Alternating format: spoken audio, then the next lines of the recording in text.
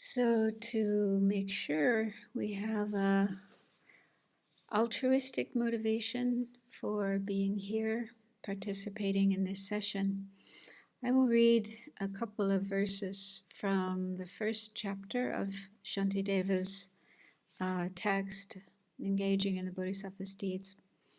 So just contemplate these beautiful words. So he's talking about the benefits of bodhicitta, the aspiration to be Buddha, to help all beings. Those who wish to destroy the many sorrows of their conditioned existence, those who wish all beings to experience a multitude of joys, and those who wish to experience much happiness, should never forsake the awakening mind. It is like the supreme gold-making elixir, for it transforms the unclean body we have taken into the priceless jewel of a Buddha form.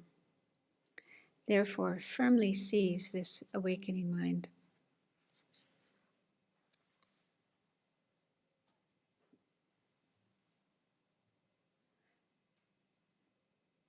So may this time we spend together this afternoon be a cause for us to be able to really generate this awakening mind of bodhicitta and engage in the practices we need to do, even just a little bit, day by day, the practices that will enable us to develop our Buddha nature, our potential for enlightenment, for the benefit of all living beings.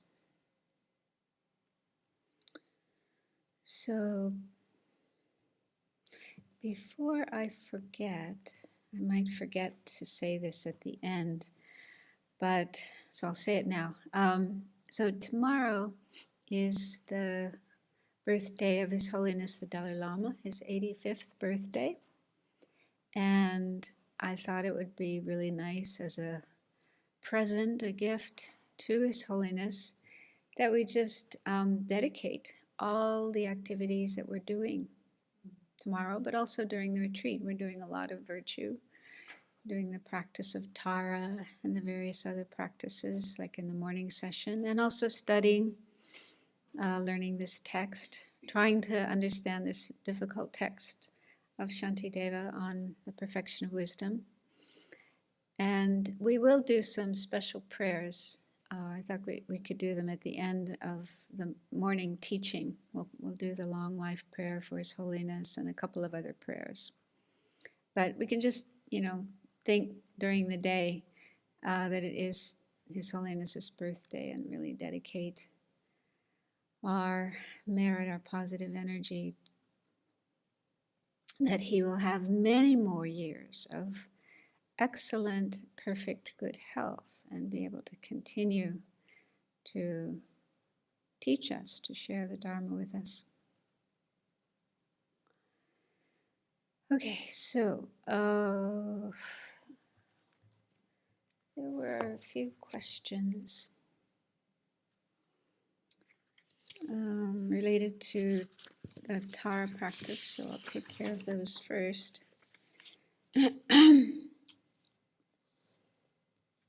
So one person asks, in the homage to the 21 Taras, what are demons, lords, zombies, and yakshas?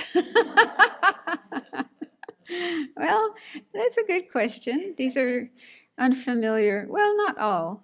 We do have some of these terms, demons, lords, zombies. I will later go through the verses of the 21 Taras and try to explain as much as I can these kind of unfamiliar terms.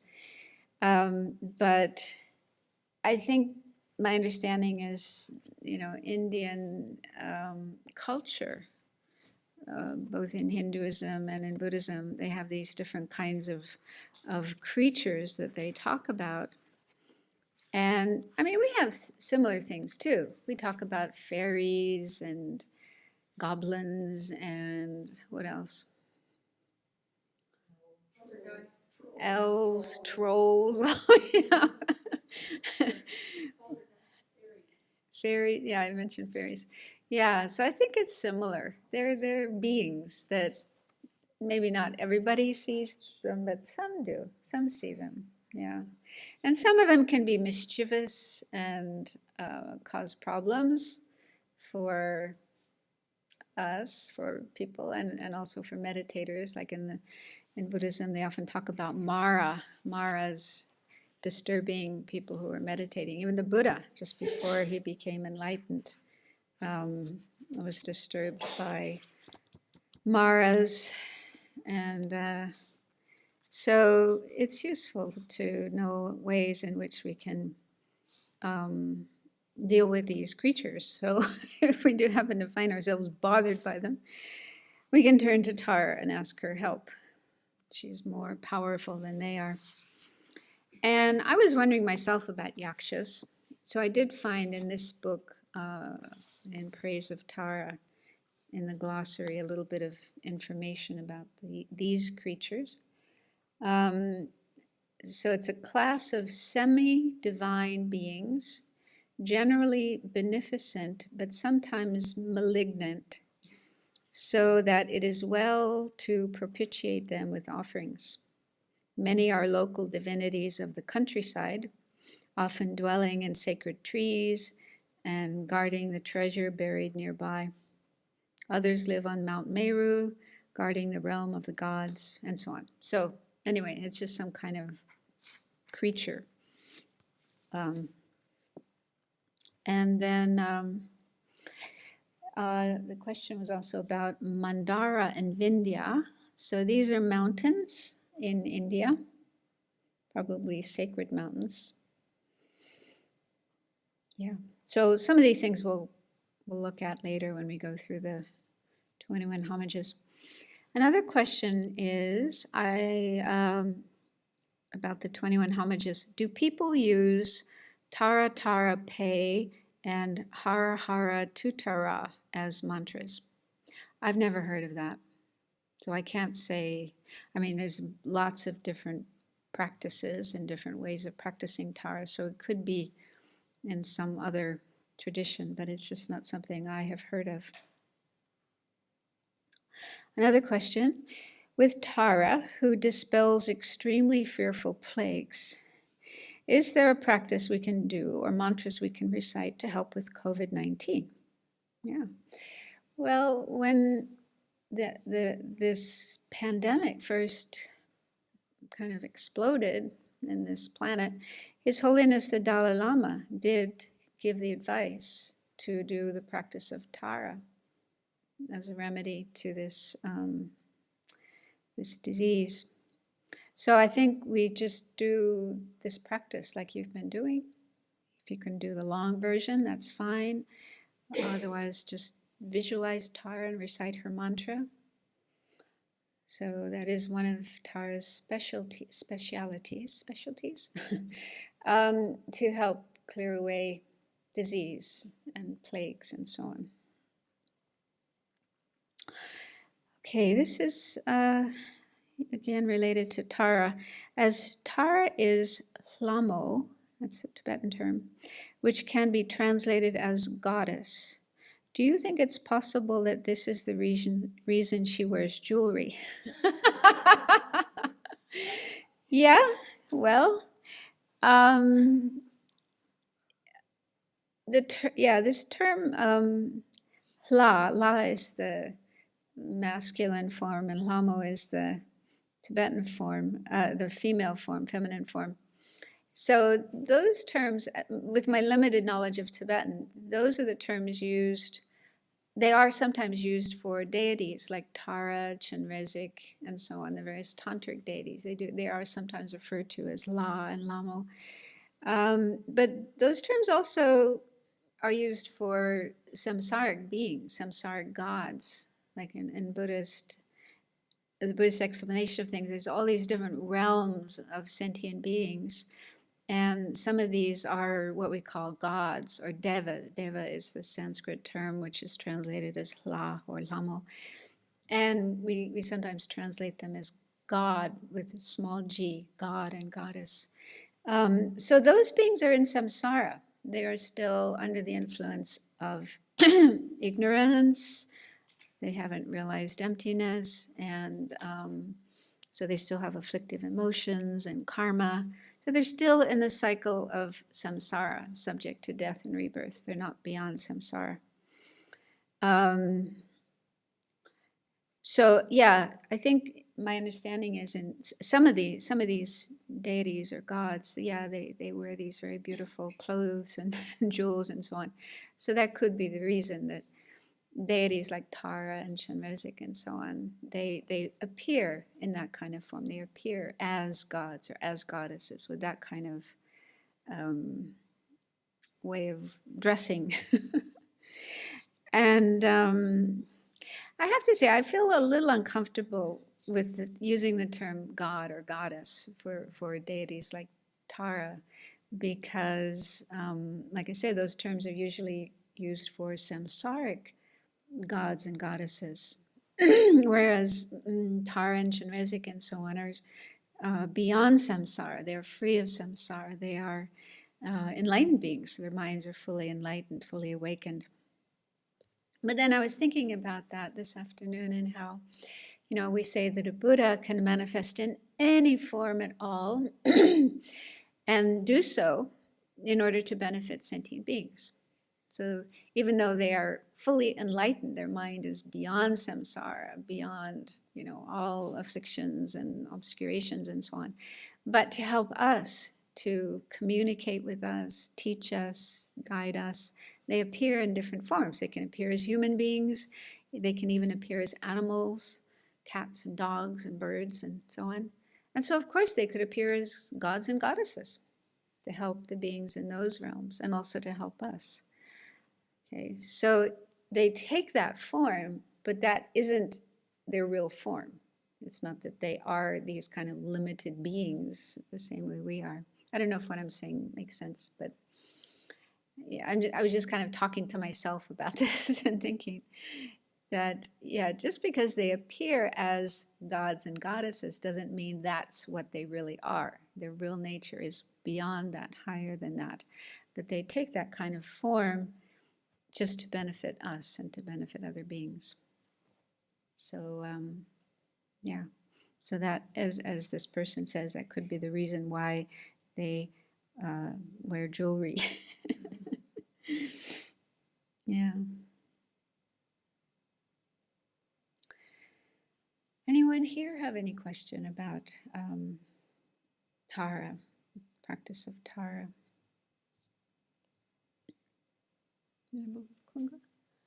Venerable Tartha first.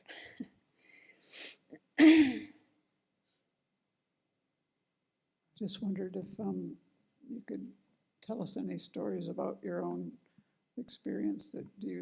Is this a particular retreat that you like, or practice that you like, or With regard to Tara? Yeah. I mean, for me, one thing that was very powerful for me was when I went to Bodh and I was with one of my teachers, Dhammakusho, and we were at that Tara statue there. And there's this thing that Tibetans do, I guess. I don't know, where you close your eyes and you walk towards the Tara and you see how close you get without veering. Me, yeah. I'm thinking about inner ear difficulties making me veer, but they're thinking more about your connection with Tara. I like this devotional aspects of practice myself. Yeah. Well, I'll just tell my first experience with Tara. I first came to know about Tara when I went to Dharamsala in the very beginning of my Dharma studies, and I was going to classes at the Tibetan library. And every day before the class, we would recite some prayers. I don't remember all the prayers, but one was the prayer to Manjushri, which I think we do here sometimes. And then there were mantras, including the mantra of Tara. So that's how I first learned about Tara. And I must have learned also some, why we do Tara practice and how she can help us with different kinds of problems. Because at some point, I was there in Dharamsala for about 5 months before I had to leave and go to Nepal. And in those days, there weren't that many Westerners in Dharamsala, probably a few dozen at the most. It was still pretty new in terms of Western people coming and learning Tibetan Buddhism. And there was one woman I became friends with, a Western woman. And I'll call her Sally just to keep her anonymous. But yeah, I got to know her. And then she went into retreat. She went up the mountain to Tushita meditation center and stayed in retreat. I'm not sure how long, but something happened to her. And she came out of retreat and she was kind of mentally imbalanced and saying things, strange things, doing strange things. And being a budding bodhisattva, I thought, oh, I have to help her. So I was spending time with her, trying to help her to, get back to normal. I don't remember exactly what I did, but anyway, just having talks with her and so on. But it was difficult. I really didn't have the wisdom to know how to deal with her. And yeah. So she would sort of come and go and be here and there and so on. So one night I was in my room. I had a room near the Tibetan library. And some people came and knocked on my door. I think they were Tibetan people. And they said this woman, Sally, was outside of a house belonging to some Tibetans, and she was throwing rocks at their house. And they were really scared. And could you please come? So I thought, well, okay. So I went there, and yeah, sure enough, there she was outside this house, and I could see inside the house the people were kind of peeking through the curtains and looking really scared. And so I sat down and, tried to talk to her. And at first, she sort of calmed down, and we had a bit of a conversation, and it looked like she was doing okay. And then suddenly, at some point, she picked up a great big rock and, was aiming at me and threatening to throw it at me. So I'm not very courageous. So I got out of there and went back to my room. But I was so worried. I just felt so worried about her and what she was involved in and who was going to help her and this and that and so on. And I didn't know what to do. And I couldn't sleep, it was kind of late at night by that time and everybody else was asleep, but I couldn't go to sleep because I was so worried. And then I remembered Tara. I heard, what I'd heard about Tara, that she can help with all different kinds of problems. So I think I had a little picture of Tara and I put it up on a shelf and I lit a little candle and then I sat on my bed and just started praying, saying Tara mantras and praying to Tara. And in my mind, I was asking very specifically, I said, please, Tara, can you help Sally to calm down and come to my room? So I was doing that for a while. Then I heard this noise outside my door. So I opened the door and there she was. Calm, peaceful, not throwing rocks anymore. So I said, well, please come in.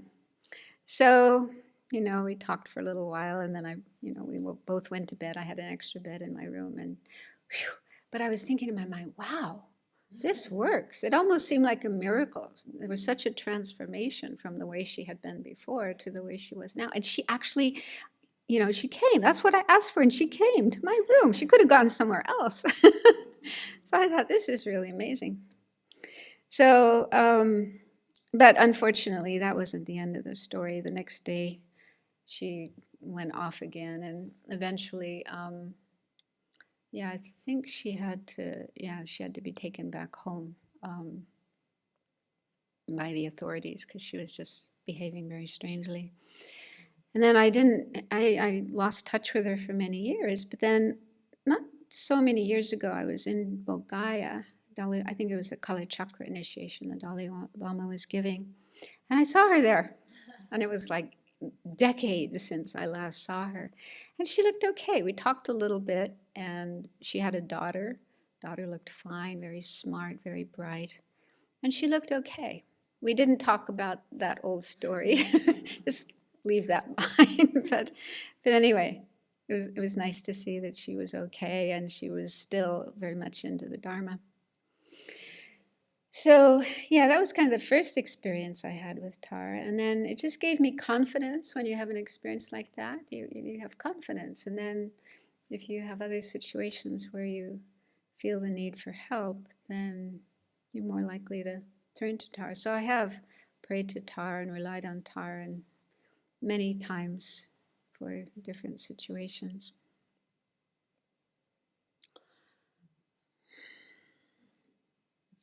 Oh, Venerable Kunga, you had a question?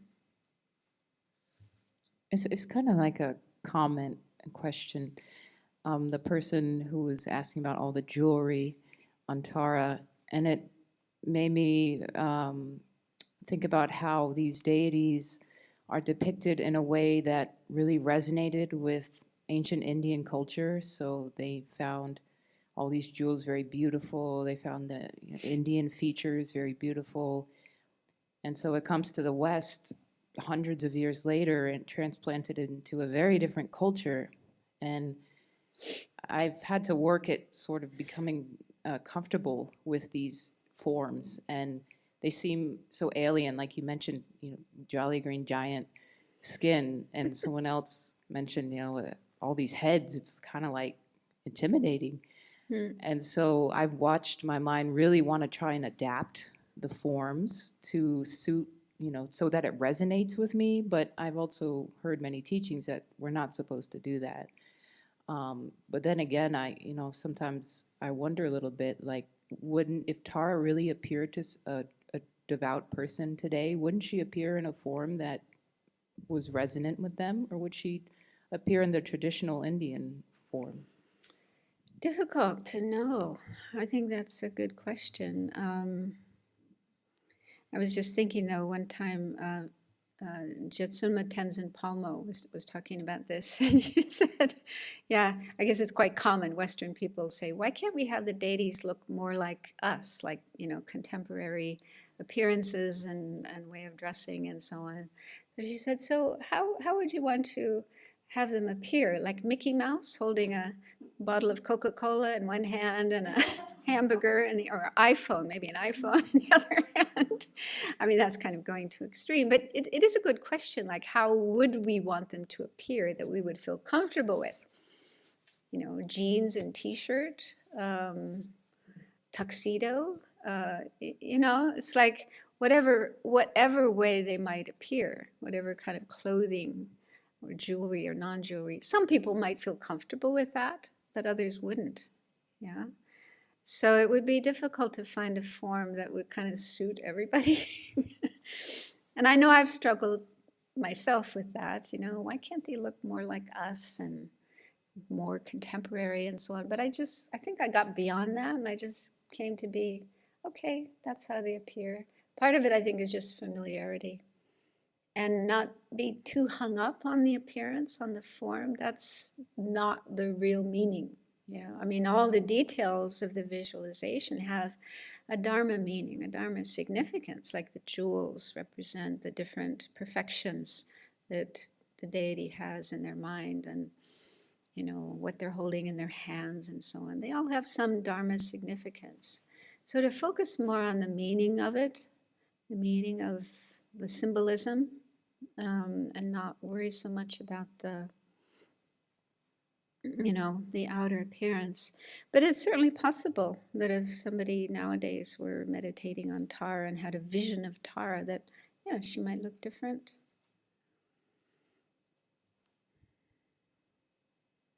Possible. Mm.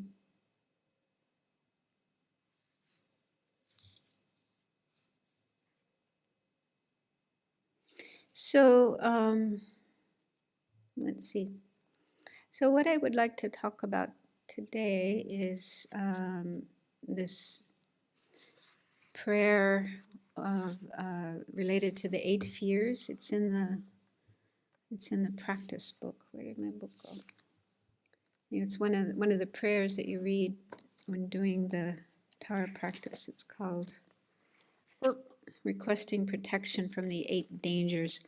Yeah, sometimes they're called the 8 fears, but I think that the term translated as fear refers not so much to the state of mind of fear, but rather the object of fear.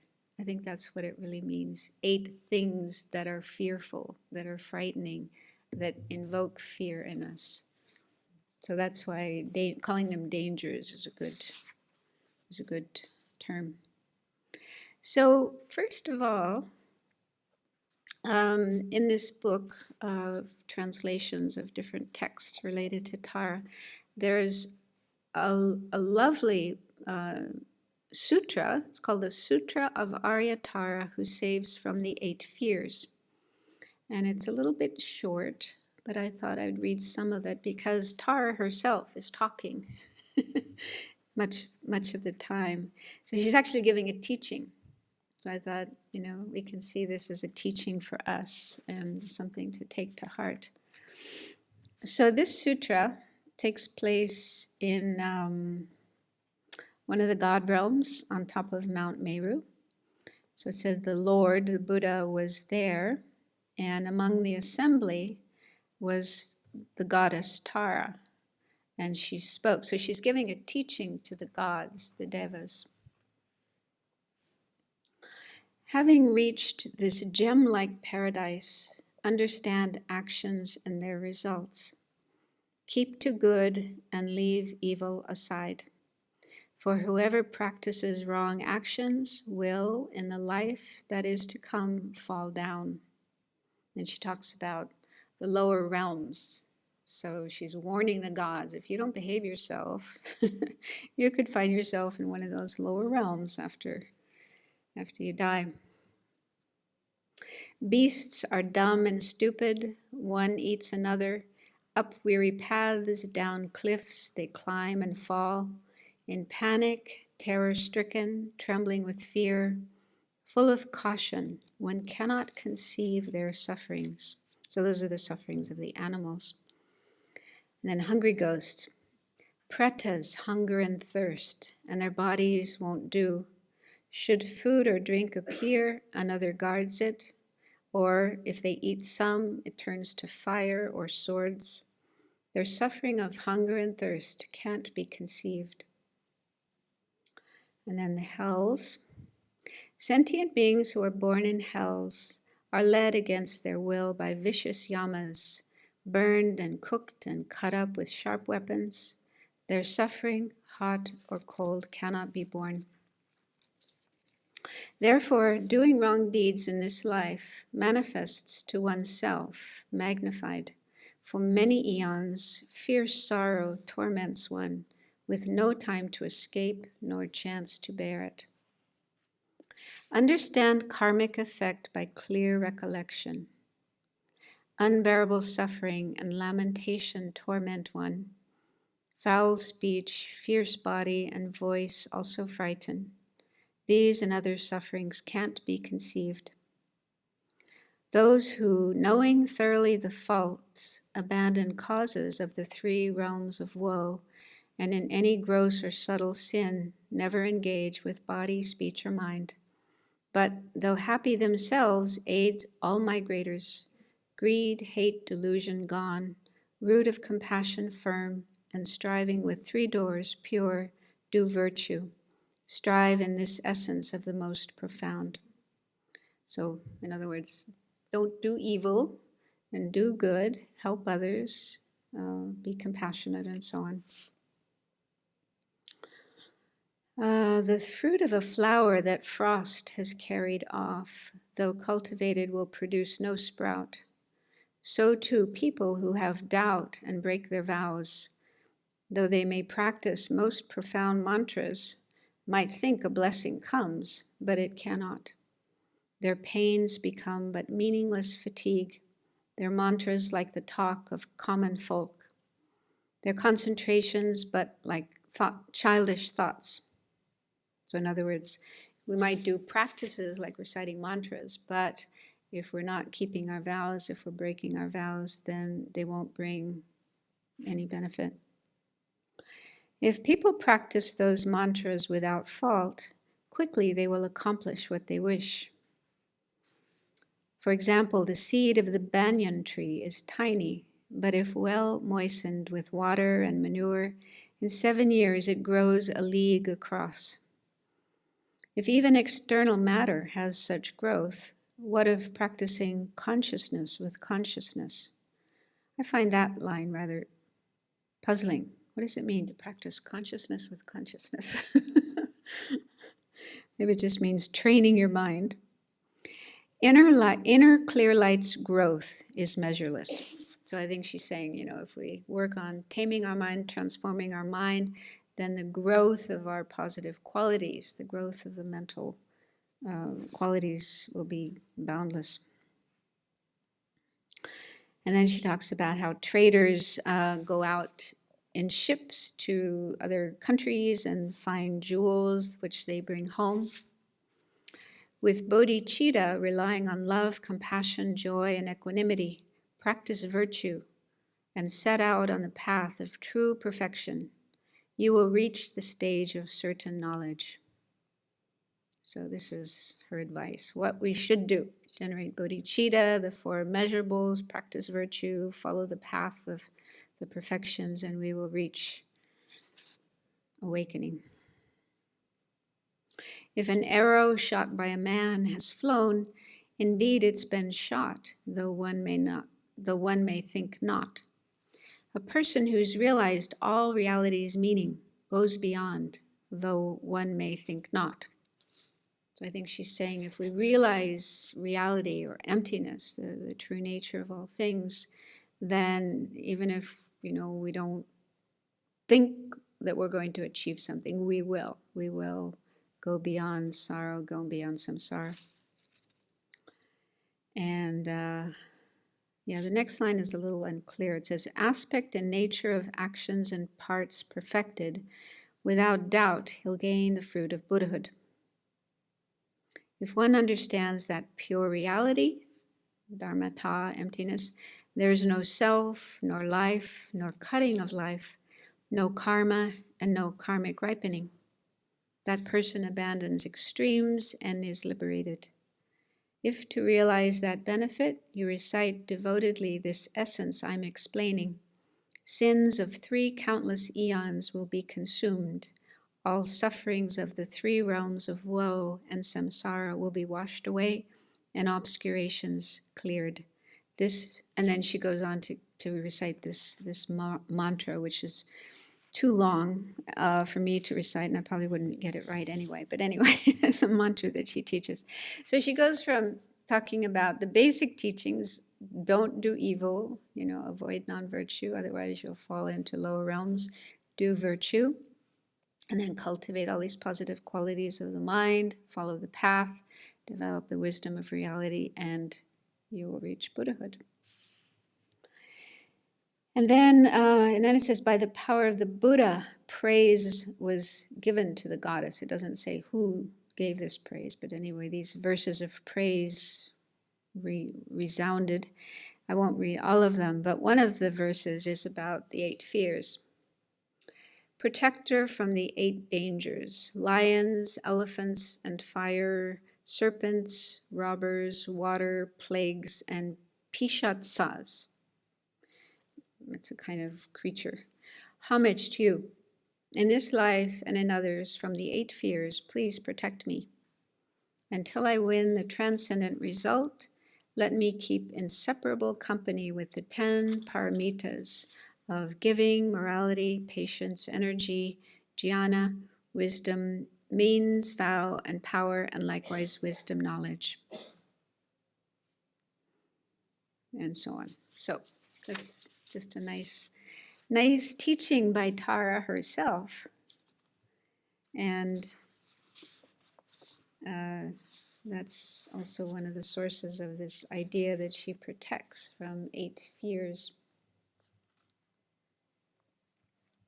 So I thought to go through this prayer of the 8 fears or 8 dangers. And again, there's an external aspect, an external danger like lions and elephants. And there are stories in this book. There's a section that tells stories about people who found themselves in these kind of situations, like somebody was dragged away by a lion. The lion took him to his or her den and was about to eat him up. And this person prayed to Tara, and there appeared this woman dressed in leaves, and she rescued the man from the lion. So there are stories like that of people praying to Tara when they found themselves in these dangerous, difficult, scary situations and received help. They actually got their prayers answered. And but there's also the inner aspect of the 8 dangers, which is one of our afflictive emotions. So when it says Tara protects from the 8 dangers, especially these inner ones, does that mean that we pray to Tara and say, please, Tara, take away my anger? I don't want to have anger anymore. Please take it away. Make me free of anger. And she'll be able to do that. Wouldn't that be nice? No, she can't do that. But I think that, if we do find ourselves bothered by any of these afflictive emotions, thinking of Tara, just thinking of her and how she herself is free of these disturbing emotions. But she wasn't always like that. So it's good to remember she was once an ordinary person like us, long ago. So she had anger and jealousy and all these kind of things. But through her practice of the Dharma, she was able to free herself from these disturbing emotions. So she knows what it's like. She can relate to the suffering we're experiencing, and she knows that we can be free of these disturbing emotions as well, and she's there to help us and guide us with kindness and compassion and wisdom. So just thinking of Tara and praying to her, please help me deal with my anger. So that itself, just that kind of thought, that kind of expression is going in the right direction. And, we're saying, I don't want to let myself get caught up in my anger and follow my anger and act out my anger. So please help me, just as you worked on your own mind and transform your mind, please help me to do the same.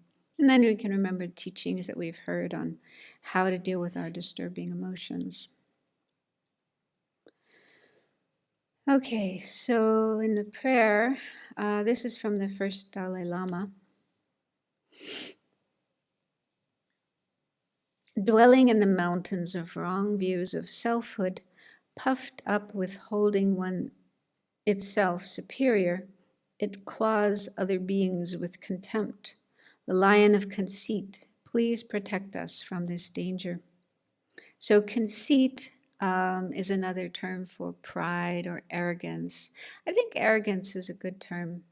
I used to use pride, but then, it was pointed out that pride doesn't always have such a negative connotation. Like when a parent sees their child doing something really well, graduating from university, and they say, I'm so proud of my child.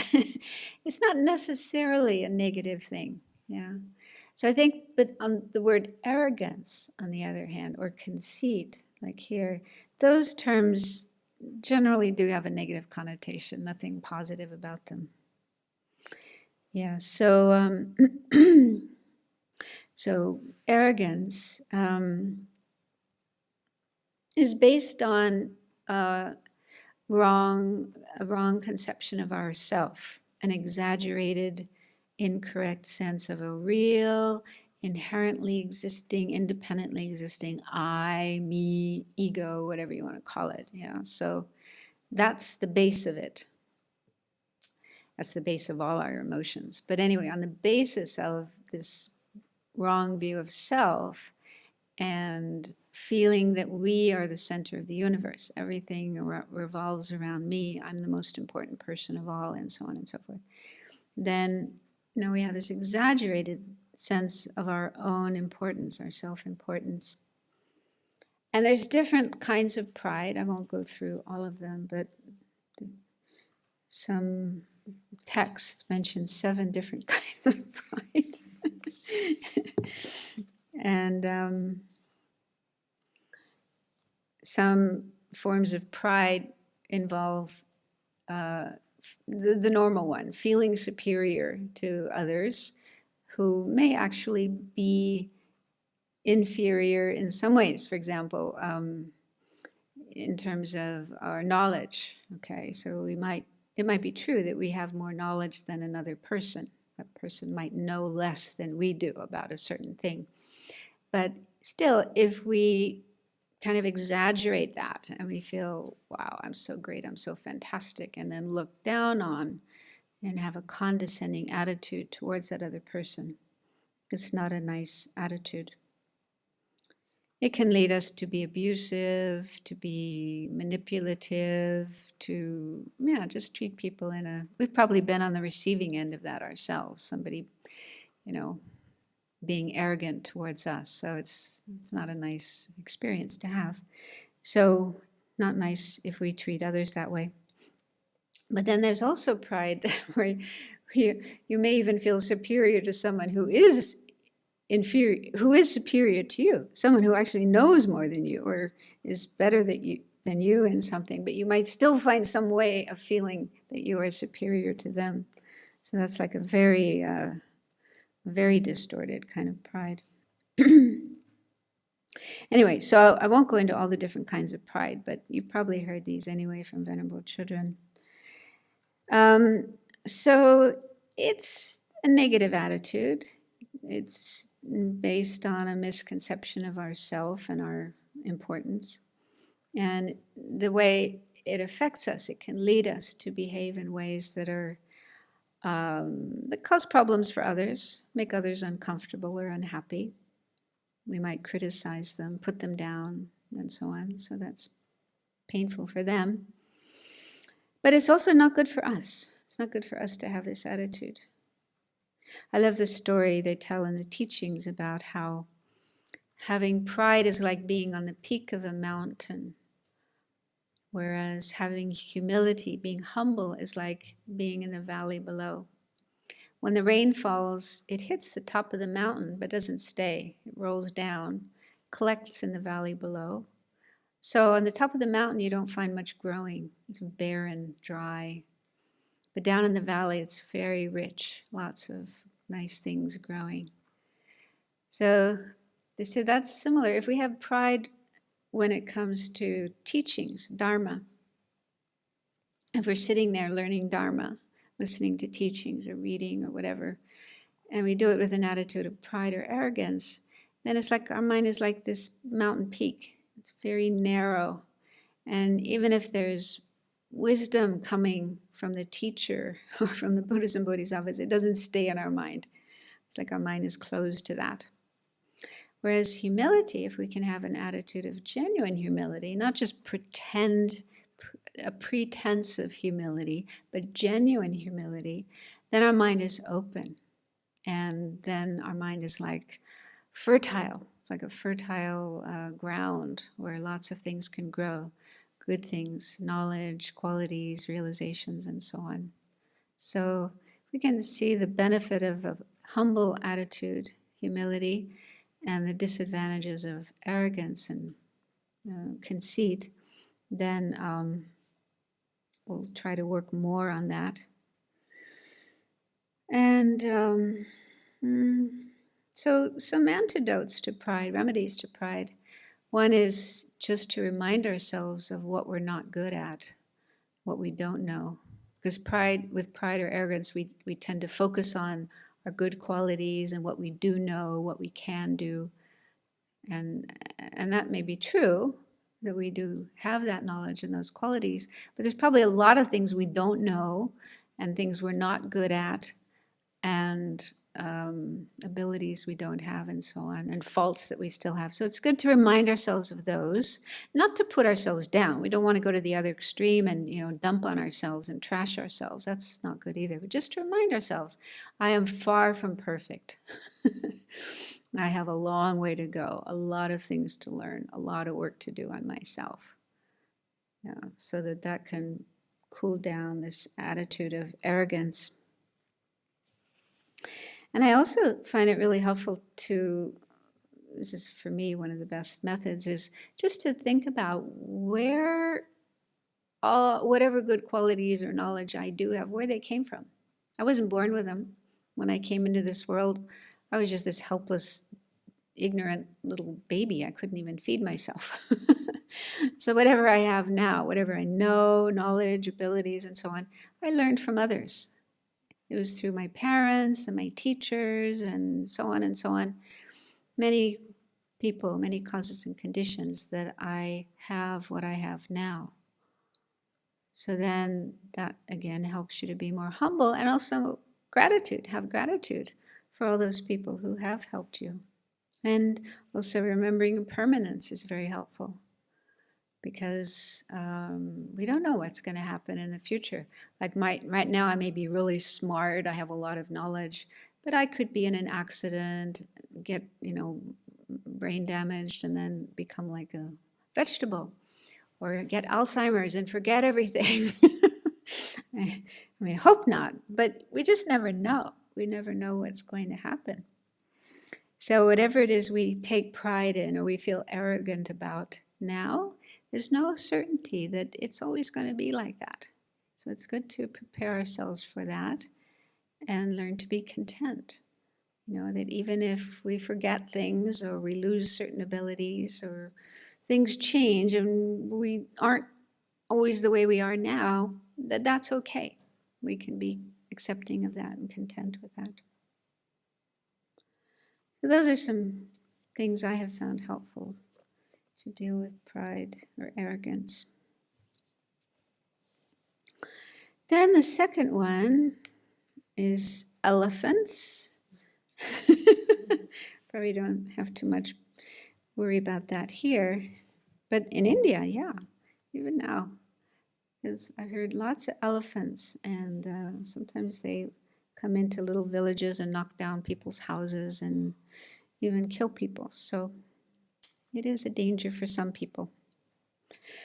Untamed by the sharp hooks of mindfulness and introspective awareness, dulled by the maddening liquor of sensual pleasures, it enters wrong paths and shows its harmful tusks. The elephant of ignorance, please protect us from this danger. So the inner danger here is ignorance. So ignorance is compared to an elephant, which can be very destructive because they're such huge animals that can cause a lot of damage. So it's not completely clear here what kind of ignorance it's talking about, because there are different forms of ignorance. Of course, there's the ignorance that grasps at things as inherently existing. That's the root ignorance, the root problem. But there's other kinds of ignorance. For example, ignorance of karma, not knowing what is virtuous and what is not virtuous. So that ignorance can be very damaging. It causes us to be unwise and unskillful in the way we behave. So that's a very important, like right at the beginning of our practice, the Buddhist path, we need to learn about karma and then really try our best to live in accordance with karma, avoid killing and other non-virtuous actions, and do virtuous actions as much as we can.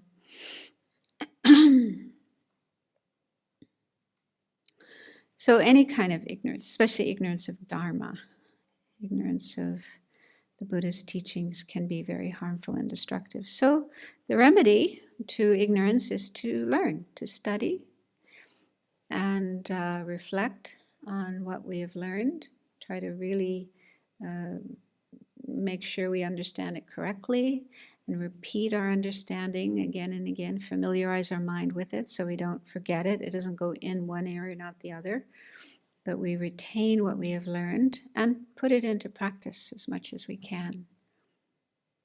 So it's a very important part of the path. And then, of course, to overcome the deepest ignorance, the ignorance that believes in inherent existence, then we need to learn about emptiness and study that, which is what we're doing in this retreat.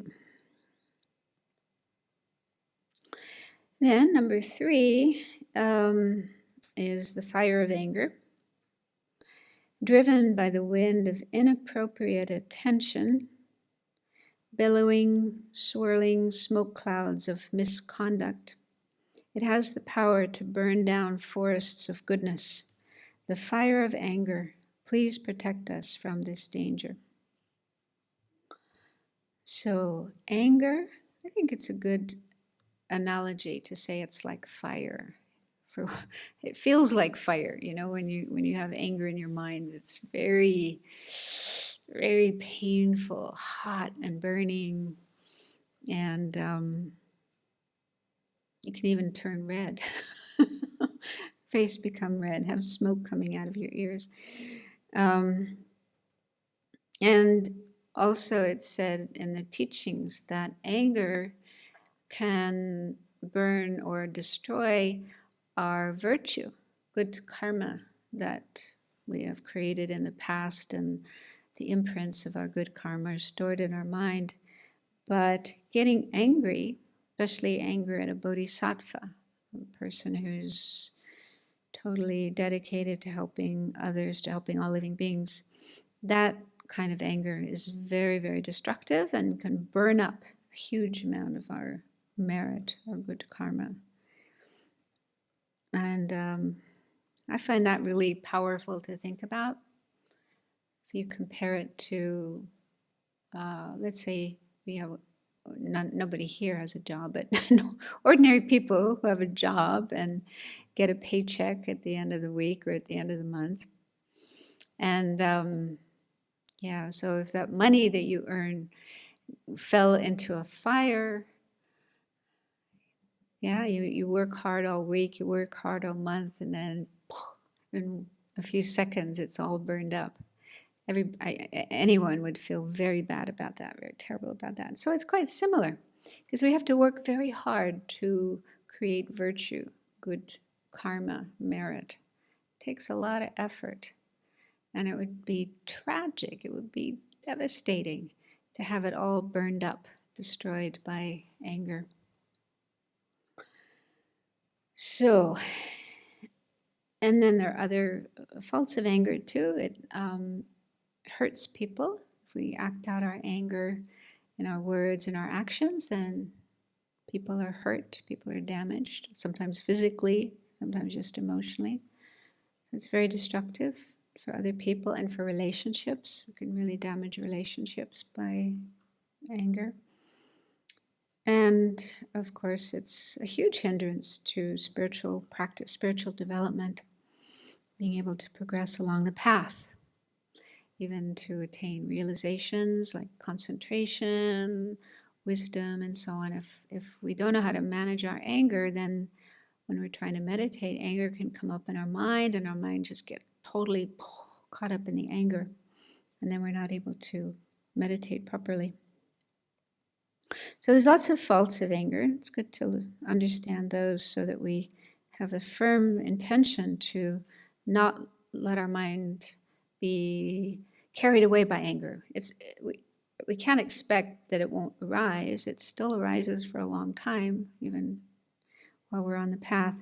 But at least to be able to recognize it with mindfulness and introspection, and then apply antidotes to it. So, lots of antidotes. See Venerable's book, Working with Anger. But generally, loving kindness, compassion, patience, or fortitude. So many different antidotes for anger. And then number 4 is the snake of jealousy. Lurking in its dark pit of ignorance, unable to bear the wealth and excellence of others, it swiftly injects them with its cruel poison, the snake of jealousy. Please protect us from this danger. It's funny, we have this expression, being green with jealousy. I wonder where that comes from. Kind of makes sense that, you get red with anger, but green with jealousy? green with envy. Anyway, I don't think it's meant to be taken literally. But yeah, jealousy is really painful. It's a mixture, a combination of two other disturbing emotions: attachment and anger or hatred. So there's attachment because we have attachment to material things or praise or honor, respect, fame, um, good looks, abilities, knowledge, lots of things that we might desire, wish for, want to have more of. And then when we notice somebody else has more of those things than we do, or maybe we don't have them at all and they have them, so we find that unbearable.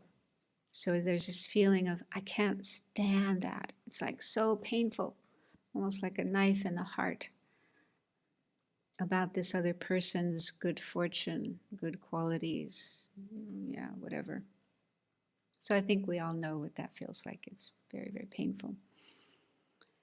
And it's so counterproductive because we want happiness, right? We want to be happy.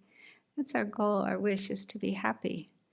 And jealousy takes us in the opposite direction. It's just so painful. As long as it's there in our mind, taking hold of our mind, controlling our mind, then we can't be happy.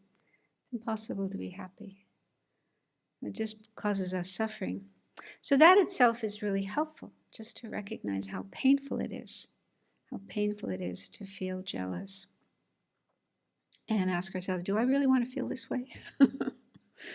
Do I want my mind to be stuck in this state? So I think it's probably easy to see, no, we don't. It's not pleasant at all. But then how do we get out of it? The antidote to jealousy is rejoicing. That's the exact opposite state of mind. Because instead of feeling unhappy or finding unbearable what this other person has or what they're able to do, we feel happy for them. We feel how wonderful it is that they have this thing, or they can do that, or they look like this, or they whatever. Feeling happy. But when you're already stuck in a state of jealousy, it's very hard to just totally switch 180 degrees and rejoice. So I find that there's some other things that can help to soften the jealousy, cool down the jealousy, and make space in the mind for rejoicing. So one is just to see how painful it is and just feel, confident or determined that this is not the way I want to feel. This is not the state of mind I want to have. I have to do something about it. So have that determination to get yourself out of that state of mind. And then I find it helpful to think about karma, to remember karma, the law of cause and effect. Whatever we experience is the result of actions that we did in the past. So if you believe in that, then apply that. If this person is doing really well right now, has such and such or whatever, must be because they created the cause for it. They created the right causes and conditions. Virtue. Sometimes it's hard because I hear people say sometimes in school and college, they study really, really hard for their exams, and somebody else hardly studies at all, but that person does better on the exam than you do. Well, I guess karmically we would say past lives. Maybe they didn't do much in this lifetime to get good grades, but they must have done things in past lives to have this natural ability to be able to learn things really quickly, retain information, be able to do well on exams. So either in this life or in past lives, that person must have created good karma, virtue, to have these good circumstances that they have now. And if we don't have them, or we have less of them than the other person, it's because we didn't create those causes. So karma isn't something fixed, carved in stone, unchangeable. We can change our karma. So if we start now to create more good karma, more virtue, more causes and conditions to have what it is we would like to have, we will have it in the future. But if we give in to jealousy, if we get stuck in jealousy and have these jealous, envious thoughts going through our mind and act on jealousy, we're going in the opposite direction. That's creating negative karma. So that is not going to get us where we want to go. That's going to get us in the opposite direction. So it doesn't make any sense from that point of view to be jealous. And instead, if we can, think more positively, like rejoicing, if we can rejoice, be happy for the other person, that is something virtuous. There we're creating virtue, we're creating good karma.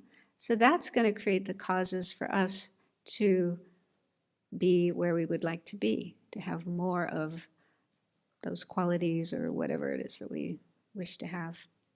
So that's kind of logical, based on the belief in karma. It's just more logical, more reasonable to rejoice rather than be jealous. Also working on contentment, because it could be that, you're actually doing quite well. You do have a lot of knowledge, you do have a lot of qualities, you do have a lot going for you, but you may be feeling dissatisfied. I don't have as much as I want to have. I want more, I want more. So there's this dissatisfied mind, discontent mind, always wanting more, always wanting better, always wanting what other people have, right? So that's part of jealousy as well. So it's good to learn contentment, to learn to, like this expression we have, counting our blessings. Look at what you do have and feel grateful, feel appreciative, feel, wow, I do have a lot. I do have a lot going for me. And also what I find helpful is to think, if I have that tendency to be dissatisfied with what I have and always wanting more, always wanting better, even if I did get to where that person is in terms of whatever knowledge or abilities or whatever, even if I got to that point, would I be happy? Would I be content? And I realized maybe for a little while, but again, I would see somebody else who has more, who has better. And then I would again feel this, I'm not happy with how things are. I want that. I want more. So there's no, like that expression, what is it? Grass is always greener on the other side. There's always somebody else to compare yourself to and feel, I don't have enough. I want more. I want what that person has. So that it can become an endless cycle of dissatisfaction and jealousy and wanting more and wanting better. So is that what you want? Do you want to continue in that direction? Or learn to be content with what you have?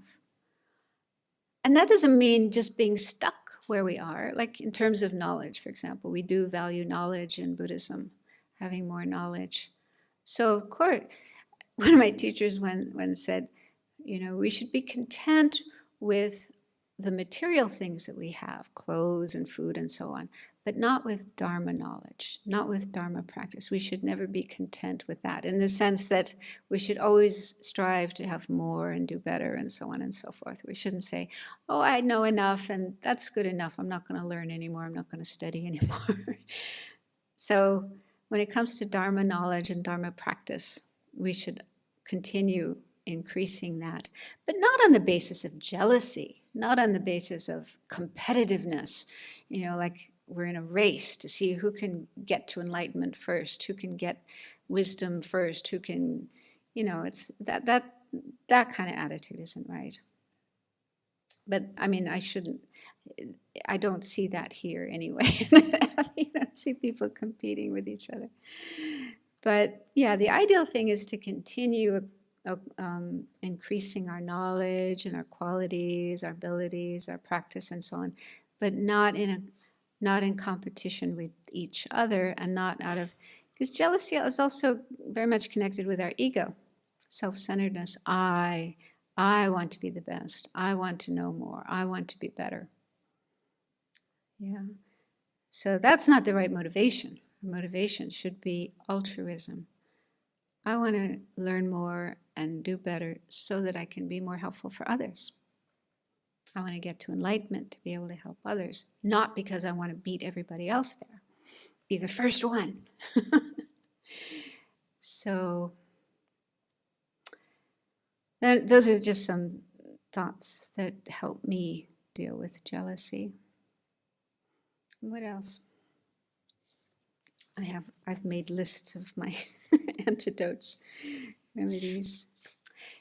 Loving kindness and compassion. So the more we can genuinely care about others and the happiness of others and wish them to be happy, wish them to be free of suffering, that's also very helpful. Because if we are cultivating loving kindness, we're saying, I wish all sentient beings to be happy and to have the causes of happiness. So then it's totally contradictory when we do see somebody happy to feel, you shouldn't be like that. You shouldn't have that.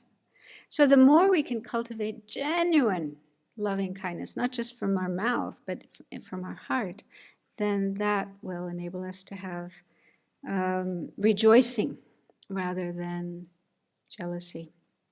So once we've used those methods and cooled down or decreased the feeling of jealousy or envy, then we can try rejoicing. Even if it isn't coming 100% genuinely from our heart, but even if we just say to ourselves the words, I am so happy for that person, how wonderful it is. And it may feel a bit fake, but fake it till you make it.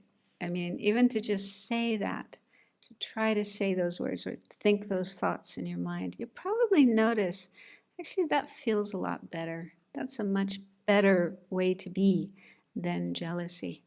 So that will give yourself encouragement to try it more and more and more. So even if it's not 100% genuine from the beginning, but if you work on it, it does start to become more genuine. Just some trivia that I found about the color green and jealousy. So one source says that the Greeks associated a green complexion with sickness, fear, jealousy, and overproduction of bile in the stomach, which gives us a clear image of this green with envy, and they attribute that green with envy actually to William Shakespeare, who wrote somewhere, beware, my lord, of jealousy. It is the green-eyed monster which doth make the meat it feeds on. Mock the meat it feeds on. So, when people look green. I thought that's from seasickness. Maybe there's something similar there. Okay, I'll look in the mirror next time I feel jealous and see if there's a greenish tinge.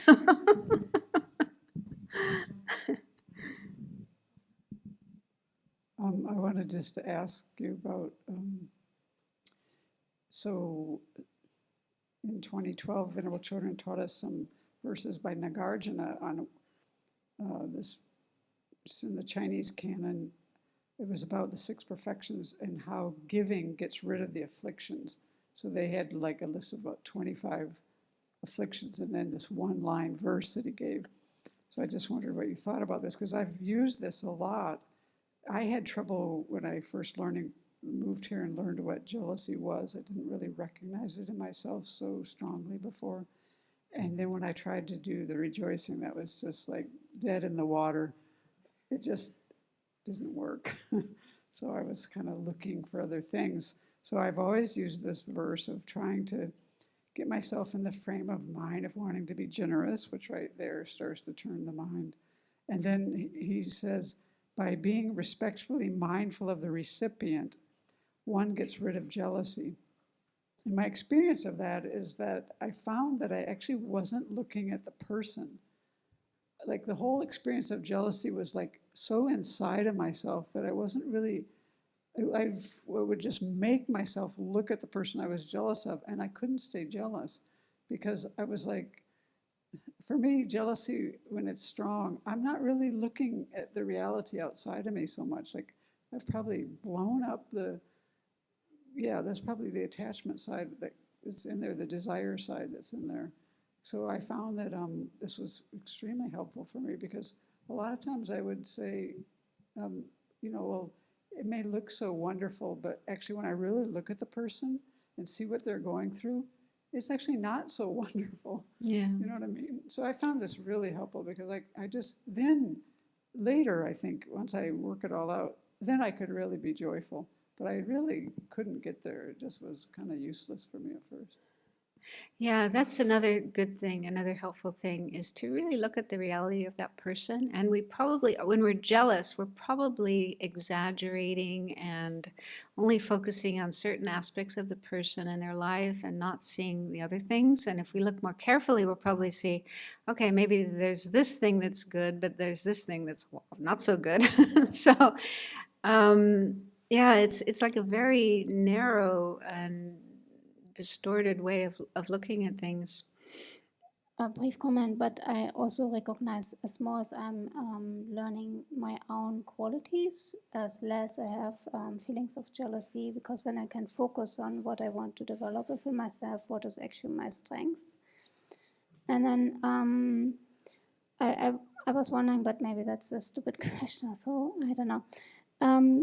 How do you reduce such as being a recipient of jealousy?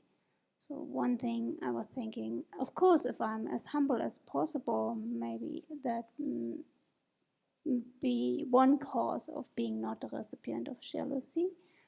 So you're asking, Yeah, how not to be a have other people recipient of. jealous of you?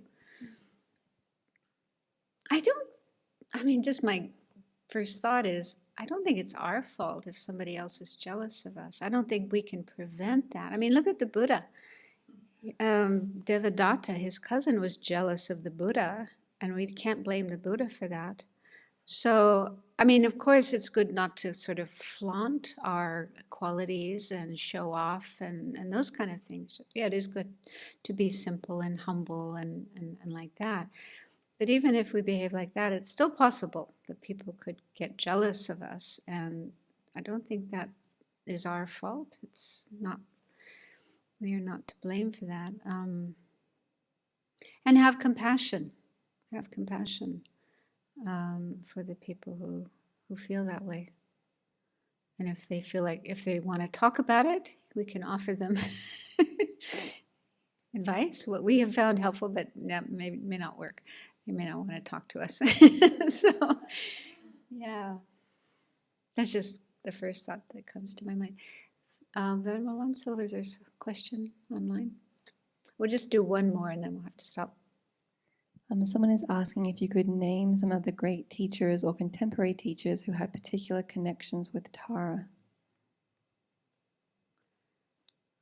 Well, Atisha, he's famous for having a connection with Tara. Contemporary teachers, I don't know. Dhammakusha, she's the wife of Deshu Rinpoche, Sakya Lama. Yeah. Yeah, I mean, most teachers I know, they practice Tara. And like I said, one of my teachers told me in the monasteries, when they're studying in the monasteries, which is years and years and years, they recite Tara every day. That's part of one of their practices to prevent obstacles to their studies. Who? Chudan Rinpoche? Chudan Rinpoche had a statue of Tara who talked to him. Oh. It was included in his relics.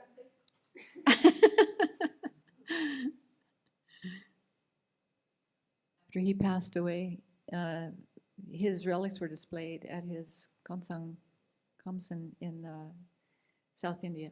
Mhm. And there was a statue of Tara, the little notice said that he had a strong connection with Tara, and this Tara statue spoke to him, gave him advice. Wow.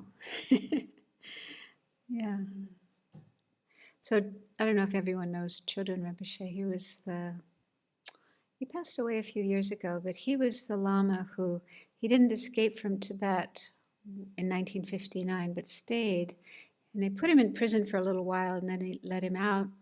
And he stayed for 17 years, I think, 17 years in just kind of a hole or a cellar beneath the house of some relatives of his. And he didn't go out at all. I mean, partly he didn't want to be arrested and put into prison, but he just stayed in this very dark and sounded pretty awful place and meditated. It's like he did retreat for 17 years.